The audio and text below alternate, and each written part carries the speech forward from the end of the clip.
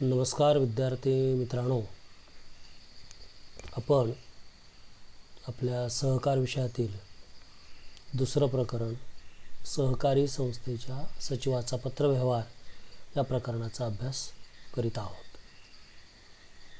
या प्रकरणामध्ये जे पत्रांचे नमुने आपल्याला दिलेले आहेत त्यातील बऱ्याच पत्रांच्या नमुन्याचा आपण अभ्यास केलेला आहे।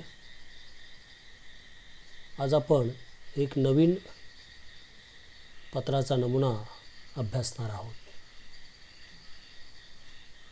आजचा जो विषय आहे, पत्राचा जो नमुना आहे जो आपण आज अभ्यासणार आहोत तो म्हणजे व्यवस्थापन समितीच्या सभेची सूचना व कार्यक्रम पत्रिका। व्यवस्थापन समितीच्या सभेची सूचना कशी लिहिली जाते, कशी दिली जाते आणि त्या सूचनेसोबत जी कार्यक्रम पत्रिका दिली जाते ती कार्यक्रम पत्रिका कशी असते, कशी लिहिली जाते याविषयीची माहिती आज आपण या व्हिडिओच्या माध्यमातून घेणार आहोत।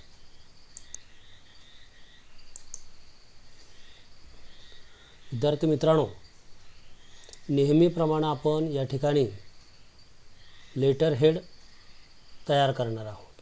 तुमच्या स्क्रीनवर या ठिकाणी आता लेटर हेड आलेला आहे जे आपण आतापर्यंत तयार करत आहोत। आपण संस्थेचं नाव लिहिलं आहे, जनता अर्बन सहकारी बँक लिमिटेड देवगड, मुक्काम पोस्ट देवगड, तालुका देवगड, जिल्हा सिंधुदुर्ग। दूरध्वनी क्रमांक या ठिकाणी आपण लिहिला आहे। बँकेचा ईमेल ॲड्रेस जो आहे तो या ठिकाणी आपण लिहिलेला आहे आणि फॅक्स नंबर। हे सगळ्या गोष्टी काल्पनिक आहेत, ही गोष्ट लक्षात ठेवा। तुमच्या आवडीप्रमाणे तुम्ही लिहू शकता।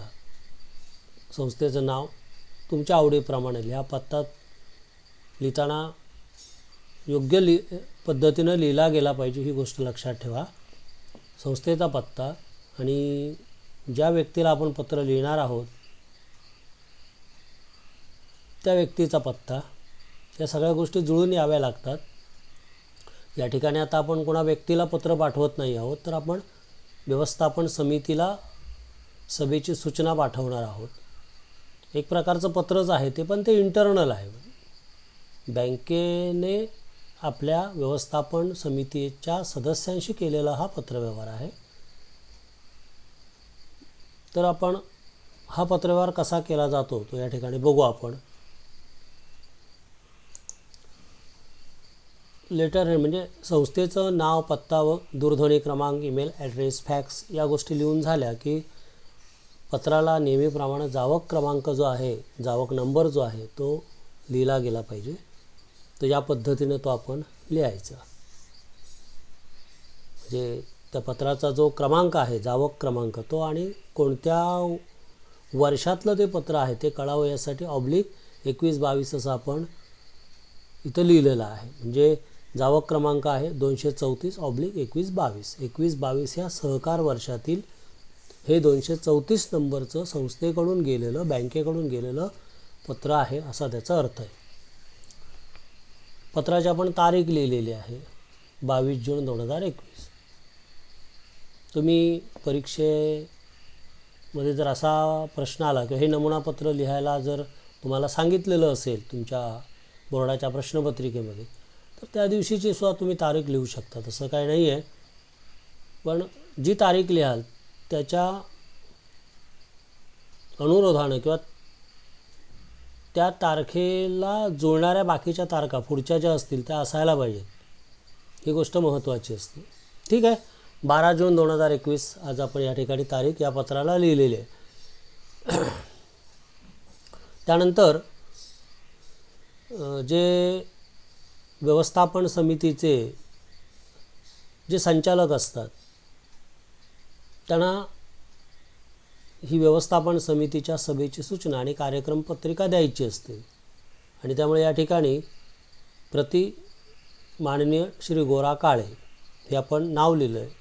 गोरा काळे हे संचालक आहेत, हे काल्पनिक नाव आहे, ते नाव लिहावं लागतं। यासाठी आपण जे आपण याच्यापूर्वी नाव लिहिलेलं होतं तेच आपण या ठिकाणी घेतलेलं आहे. पण आता या ठिकाणी गोरा काळे हे या बँकेचे संचालक आहेत, बोर्ड ऑफ डायरेक्टर्समधले ते आहेत, व्यवस्थापन समितीचे सदस्य आहेत. त्यामुळे या ठिकाणी आपण माननीय श्री गोरा काळे, मुक्काम पोस्ट देवगड, तालुका देवगड, जिल्हा सिंधुदुर्ग हा त्यांचा पत्ता या ठिकाणी आपण लिहिलेला आहे.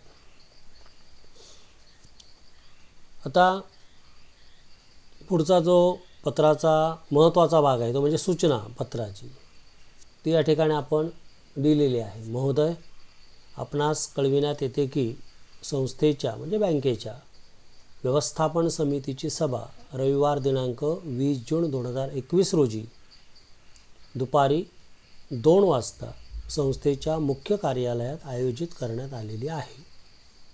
तरी आपण सदर सभेस उपस्थित राहावे ही विनंती. बस, सूचनेमध्ये एवढ्या गोष्टी येतात. कोणकोणत्या गोष्टी येतात तर सभा कोणत्या दिवशी आहे, त्या दिवसाची जी तारीख असेल ती तारीख, कोणत्या वेळी सभा बोलवली आहे आणि सभेचं ठिकाण, कोणत्या ठिकाणी सभा आयोजित केलेली आहे, म्हणजे दिवस, दिनांक, वेळ आणि जागा, या 4 ज्या गोष्टी आहेत या सूचनेमध्ये यायलाच हव्यात. अन्यथा ती सूचना चुकीची समजली जाते, चुकीची असते. ओके, तर या ठिकाणी एवढ्या शब्दामध्ये ही सूचना दिली जाते. त्यानंतर या सूचनेच्या सोबत आपल्याला जी कार्यक्रम पत्रिका संबंधित सदस्यांना जी पाठवायची आहे, व्यवस्थापन समितीच्या सदस्यांना जी पाठवायची आहे, ती या ठिकाणी आपण खाली लिहिलेली आहे. सभेची कार्यक्रम पत्रिका. सभेची कार्यक्रम पत्रिका म्हणजे काय हे आपण नंतर बघणार आहोत, पण आत्ता तुम्हाला सांगतो की सभेमध्ये कोणकोणत्या विषयांवरती चर्चा होणार आहे. एक गोष्ट लक्षात घ्या, सभा ज्या कारणासाठी बोलवलेली असते ती कारणं ही सभेला ज्यांना आपण आमंत्रित करतो आहोत, सभेला ज्यांना आपण बोलवतो आहे, त्यांना ती माहीत असायला पाहिजे. म्हणजे कोणत्या विषयावरती चर्चा करण्यासाठी सभा घेतली जाते हे संस्थेच्या व्यवस्थापन समितीच्या सदस्यांना समजायला हवं. आणि म्हणून ही कार्यक्रम पत्रिका या सूचनेसोबत जोडावायची असते. इथं आपण कार्यक्रम पत्रिका लिहिली. मागील सभेचे इतिवृत्त मंजूर करणे. मागील सभेचे इतिवृत्त मंजूर करणे म्हणजे काय, तर ही जी व्यवस्थापन समितीची सभा जी होणार आहे 20 जून 2021 रोजी होणारी सभा आहे, त्याच्या आधी जी सभा झालेली आहे, म्हणजे हे पत्र लिहिण्याच्या पूर्वीसुद्धा व्यवस्थापन समितीची सभा झालेली असते. तुम्हाला मी व्यवस्थापन समिती म्हणजे काय ते सांगितलं आहे. संस्थेचं दैनंदिन कामकाज पाहण्यासाठी सभासदांनी नियुक्त केलेला सभासदांचा प्रतिनिधी समूह म्हणजे व्यवस्थापन समिती, संचालक मंडळ, कार्यकारी समिती, कोणत्याही नावानं ती ओळखली जाते. तरी दैनंदिन कामकाज पाहणारी समिती असते. त्या समितीचे जे सदस्य असतात ते एखाद्या विषयावर चर्चा करण्यासाठी एकत्र यावे लागतात. एका किंवा अनेक विषयांवरती चर्चा करण्यासाठी त्याला सभा म्हणतो आपण. तर ही जी सभा आहे, ही सभा म्हणजे जी आता होणार आहे 20 जून 2021ला, त्याच्या आधी जी सभा झालेली आहे त्या सभेचं इतिवृत्त. इतिवृत्त म्हणजे काय हे आपण पुढच्या प्रकरणामध्ये आपण बघणार आहोत. तर ते इतिवृत्त म्हणजे सभेमध्ये काय कामकाज झालं त्याची लेखी नोंद, याला म्हणायचं इतिवृत्त. तर मागच्या सभेमध्ये जे कामकाज झालेलं आहे त्याला या सभेमध्ये मंजुरी द्यावी लागते, मंजुरी घेतली जाते आणि त्यामुळे तो विषय आधी लिहावा लागतो. म्हणजे कार्यक्रम पत्रिका लिहित असताना ही गोष्ट लक्षात ठेवायची की मागील सभेचं इतिवृत्त मंजूर करणे हा पहिला विषय कार्यक्रम पत्रिकेवर असलाच पाहिजे. ठीक आहे. त्याच्यानंतर मग जे काय विषय असतील ते म्हणजे आपण इथं कमी विषय घेतलेले आहेत.